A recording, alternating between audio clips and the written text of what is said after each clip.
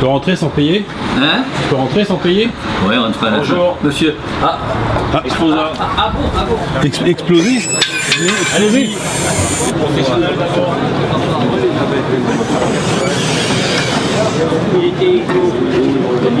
Mais un outil, vous voulez dire? Oui. Bah, le sabot plante échalas. Voilà. Alors l'échalas, c'est le tuteur de la vigne. Sur le sabot, là, vous avez une pièce métallique.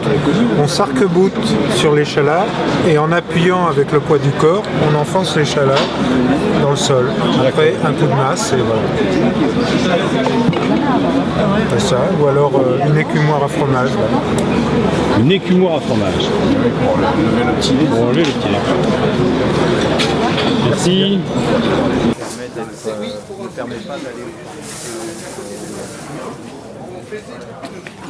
Il y a un objet qui est insolite, qui est là. C'est celui-là. Cet objet est insolite, c'est la bouteille du patron dans le bar.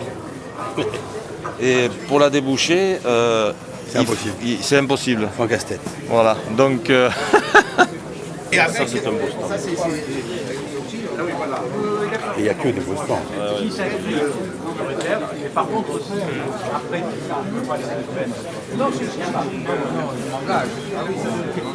Moi, je te trouverai quelqu'un. La place qui est là, c'est tellement bonne que... Demande d'où il vient. Non, mais... Je peux pas venir, je suis dans le centre. D'où vient-vous? Haute-Loire. Haute-Loire, une paille. Vous savez. Monsieur Donin et Madame Donin. Non, je commence. J'ai déjà quand même assez.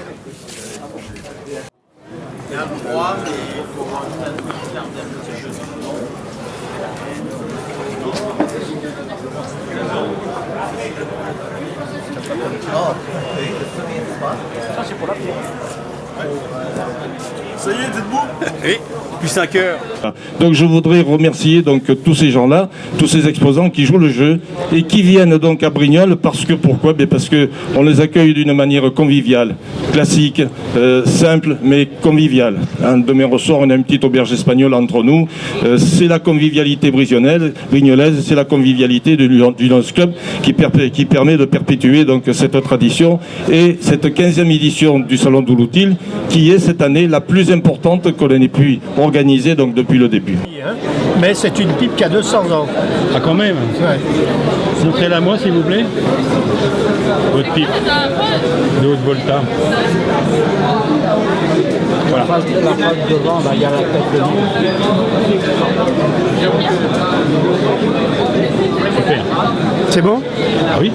Autre chose? Je peux la reposer? Posez-la. Allez, qu'est-ce que vous voulez que je vous montre? Il y a l'enfumoir Ah, ça c'est un bel objet. de fer.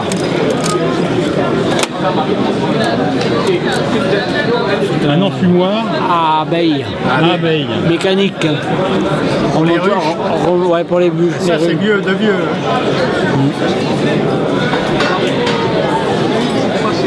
Une collection de trusquins de qualité. Regardez ça. Une expression, le saint trusquin. Le saint. Vous êtes le saint trusquin de la foire. Pas tellement saint, mais enfin, Oui, plutôt trusquin. plutôt malsain. On coupera au montage. Ok, merci beaucoup. Bonjour, Alors, vous nous présentez quoi? alors je vous présente deux jarres de biote qui sont du 19e siècle et qui étaient destinés à l'huile d'olive ou au salage des olives, D'accord, donc on est... qui viennent de Biote, du village de Biote. Fabriqués à Biote. Tout à fait. Autre chose? Autre chose, oui, je peux vous présenter Et donc, ce très très joli berceau art populaire qui date de 1740 et qui est un travail du Queyras.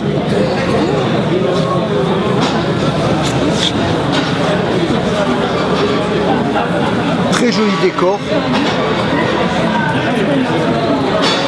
Il est marqué 1250 €.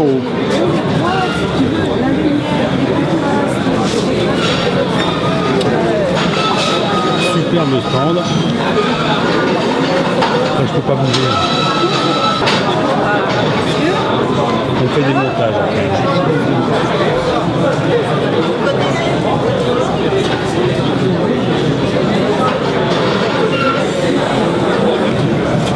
Ça c'est exceptionnel et rare.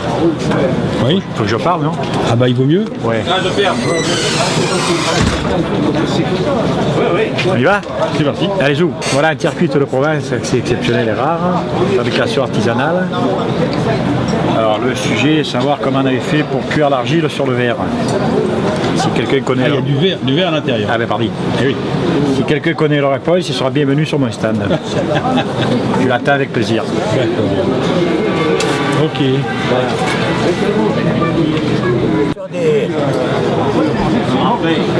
Regardez, des miroirs. Ah, pour faire des miroirs.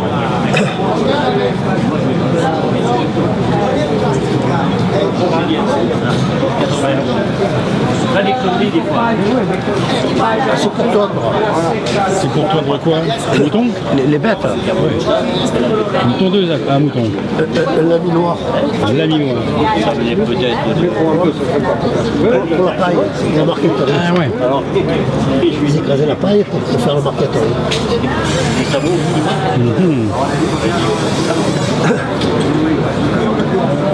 Là, il y a 3 éléments. Là.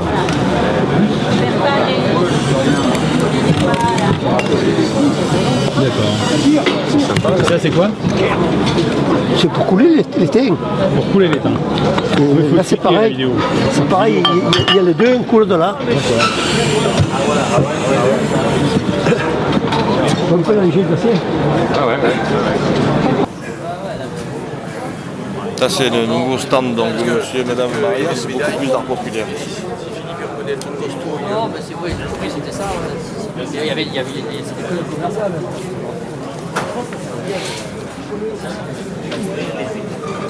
Pour ouvrir les huîtres? Oui. C'est un truc qui a été déposé, approuvé. Ah ouais, je l'ai dit. Et le gars, normalement, le gars, il devait avoir fait fortune avec ça, et puis en fait, compte, Il est mort. ça n'a pas marché. Bah ouais, il arrive.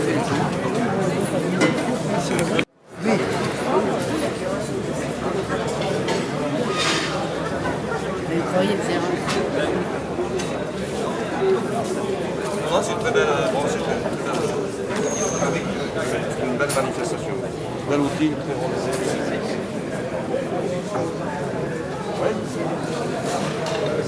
Sorti au fond.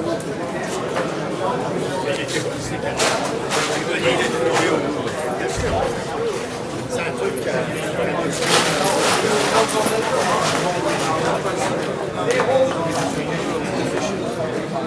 Si on ne nous a pas supprimé les panneaux.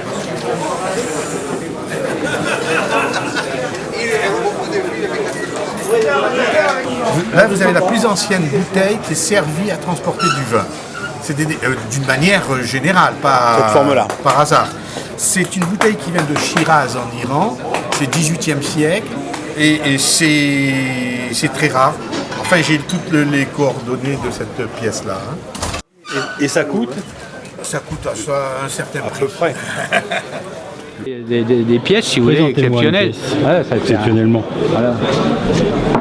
Vous présentez un beau parroir de sabotier dont la poignée est une jambe de femme. Là, vous le voyez? Ah oui. Voilà. Une belle jambe cette femme. Une belle jambe de femme. Tout ce qui reste. Voilà. Très beau, c'est un très beau parroir. Et ça sert à travailler les sabots. Les sabots, d'accord. Voilà. C'est pour faire le haut du sabot, l'arrondi. C'est une très belle lame de fer. Alors, on trouve la même chose en oiseau. Ça, c'est un moineau. C'est sympathique celui-là. Oui. Plus que les corneilles qu'on a sur Brignoles. Oui. On est envahi. C'est un petit oiseau en vol. Ça c'est quoi? C'est vous m'avez dit? Un coquemar. Coquemar. Oui. Et ça sert? C'est la bouillarde de cheminée qu'on prend, vous savez, dans la crémaillère, dans la cheminée sur la crémaillère. Qui est soudée en queue d'aronde, dessous, par côté. Ça, on le trouve beaucoup dans les Alpes suisses. En Provence, on en trouve pas. Elle est pas belle la vie? Ah, vous pouvez même en parler. Elle est très belle la vie. C'est de la vidéo. Bravo, merci pour nous. Est-ce que vous avez un objet à commenter? Un objet à commenter. Un objet à commenter. Un objet à commenter. La balance, là, non? Non, bah, balance, voilà, tu as une belle balance d'apothicaire. Hein, c'était un modèle anglais. Il y a des tas de choses à commenter. Là, c'est les lampes à huile. Attendez, je vais la poser parce que vous en avez vendu 3 ce matin. Oui, attendez, je suis là. Voilà. C'est là que je peux les faire. Oui. C'est pas pour moi.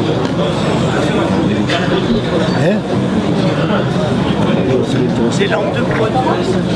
Des lampes de brodeuse. Pour pouvoir broder dans le noir. Voilà, autrefois on brodait. Hein.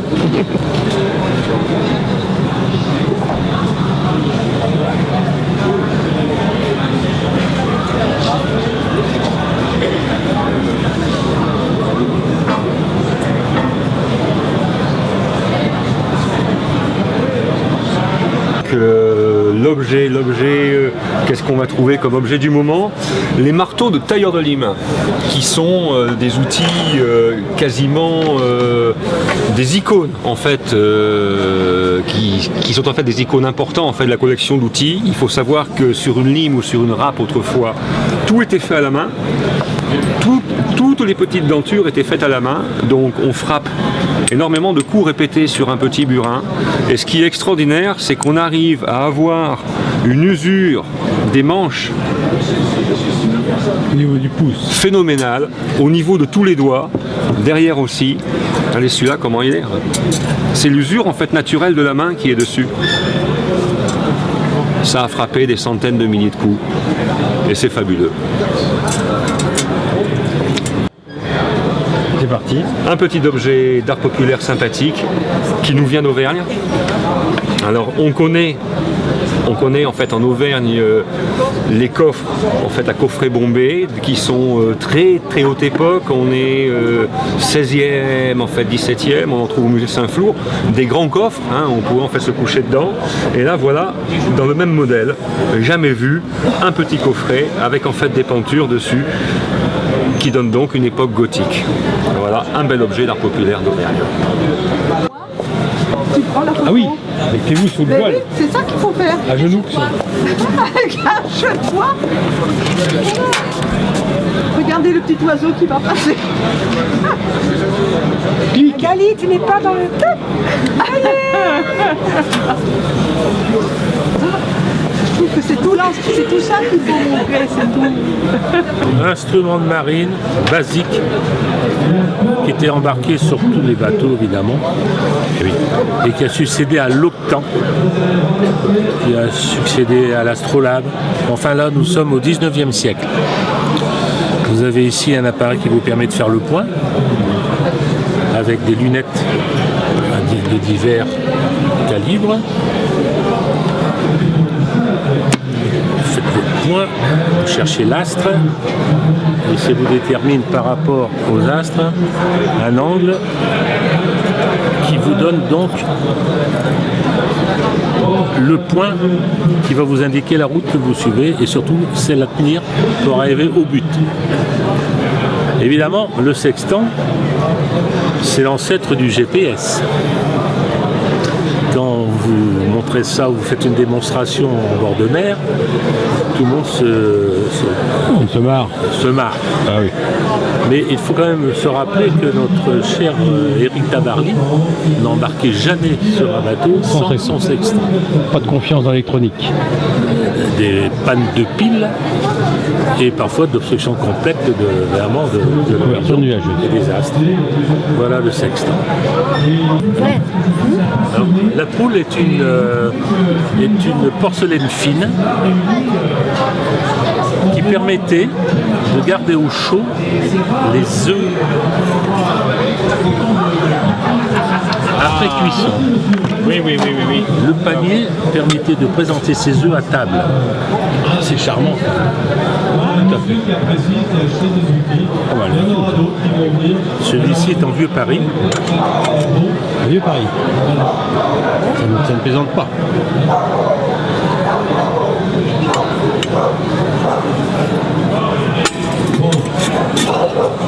Génial.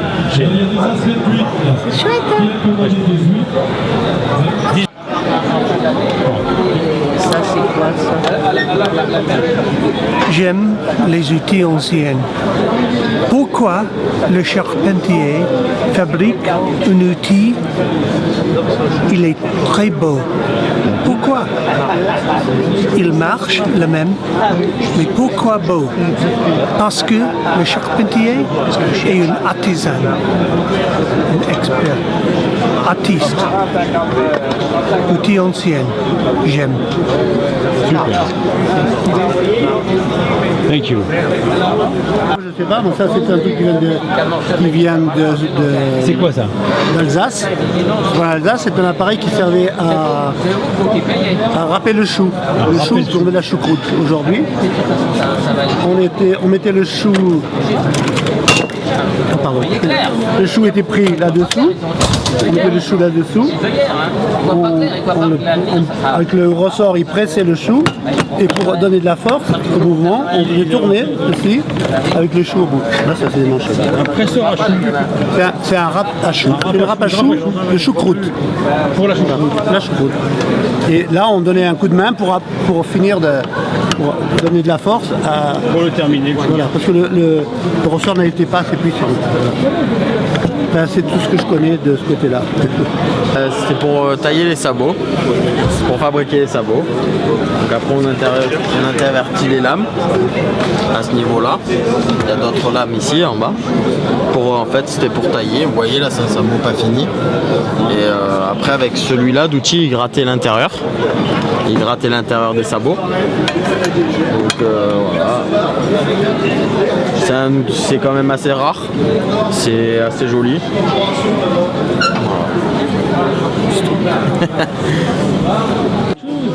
Mais voilà, là nous avons une étagère où il y a toute une collection de moulins à café.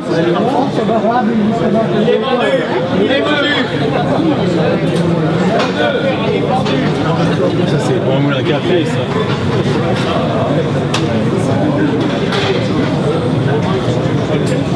Avec des chaussures.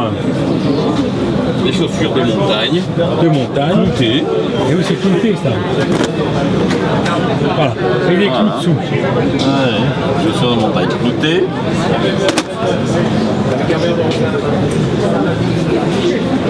Ensuite, tout un tas d'outils de différentes corporations. Des tonnelets monoxyles, un coq de clocher,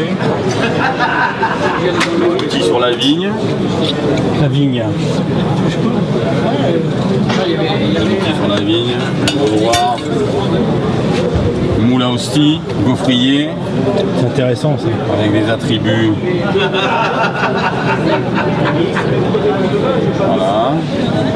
Un joli coffre Louis XIV, d'époque Louis XIV. Je l'achète 25 € là maintenant. Un autre gaufrier où il y a écrit quelque chose de marrant: au bonheur des dames. Au bonheur des dames. Voilà. Ah, une pièce assez rare, un devant de charrette sicilienne. Il est là. Il est là. 18e. Un établi d'horloger bijoutier.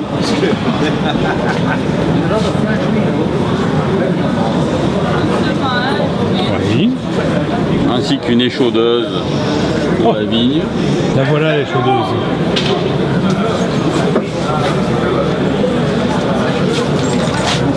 Échaudeuse pour la vigne. Et une bascule à tonneaux pour vider les tonneaux. Alors je vous présente cette clé très amusante et très fonctionnelle, donc qui permet de raccourcir donc sa taille, et c'est très pratique dans la poche. On plie. Cette clé est d'époque 19e et on est donc en présence d'un objet intelligemment construit. Autre objet intéressant, nous avons une petite serpette de vannier. On remarquera donc en bout que le manche est équipé d'un fendoir. Nous avons donc 2 outils en un seul. Très pratique parce que le vannier, c'est souvent aussi un métier ambulant. Cette machine, c'est une machine à écrire, à stylet. Ah mon Dieu! Voilà, vous voyez, ça marchait comme ça.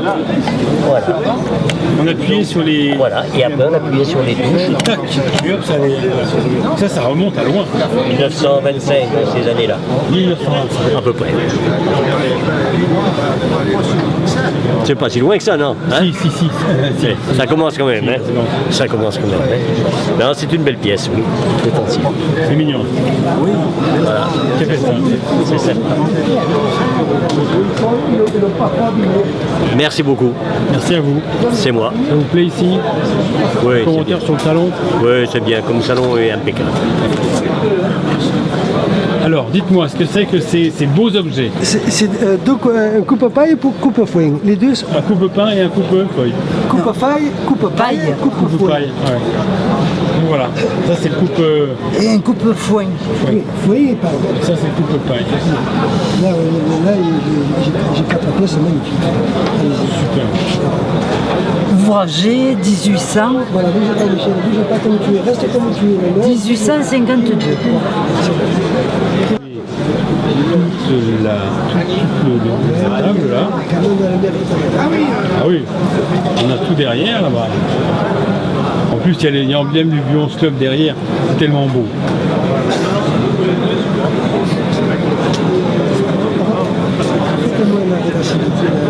Sur les cannes. C'est quoi? Le génie. C'est le résinier, c'est tout le la résine. Ah d'accord. Là on récolte toute la résine. Vous n'avez pas de trace? D'accord.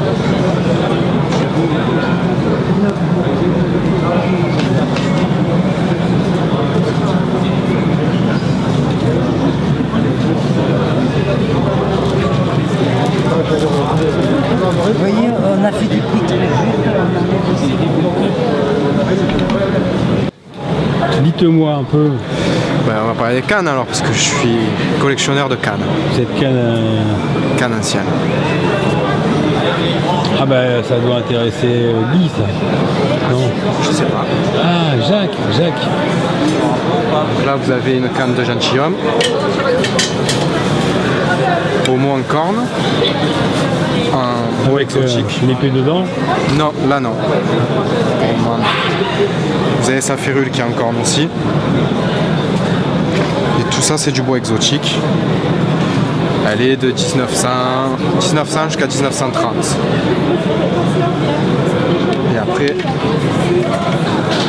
vous avez un maître en canne, qui est ça, une canne épée. C'est faillé. Ah oui. Qui est une canne épée. C'est une lame carrée.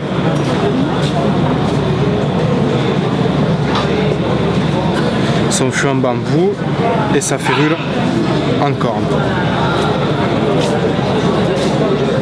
Alors c'est une canne épée à quart de tour. Qui vient se fermer. Hop.